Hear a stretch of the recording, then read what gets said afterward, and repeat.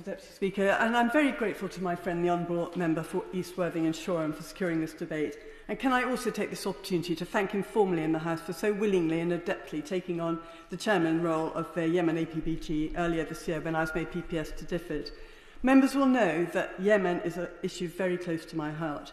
I was born in the former protectorate of Aden, and I've always felt closely connected with the country, which is beautiful, ancient and culturally rich.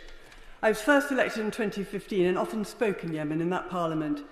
But it is truly tragic how little has changed since then. In fact, despite the efforts of the UK, the UN and many others, the political, economic and humanitarian situation has deteriorated. The member for East Worthing and Shoreham has already laid out the humanitarian need, and I know others will do so. So I'd like to concentrate on the political situation, which is as difficult as ever. But I'm hopeful that there are small signs of progress. The Riyadh Agreement in December 2015 saw a ceasefire and a move towards a unified government in the south. Though the Southern Transitional Council pulled out of that deal earlier this year, I'm glad that this has been reversed and efforts are now moving in the right direction.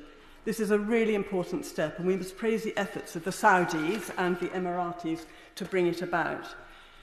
The other major parties in this, of course, are the Houthis, and I welcome rumours that the Saudi government may be holding talks with them as well. There are many sides in this war, and only by engaging with all of them can we bring about a lasting peace.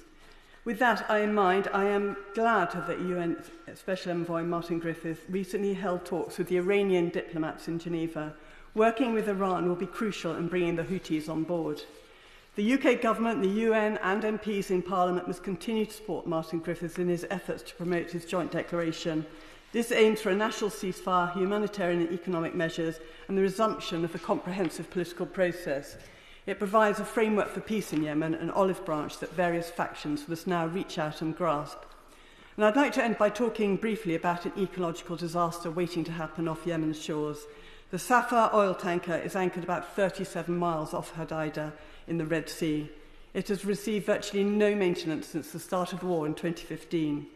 On board, just over 1 million barrels of crude oil.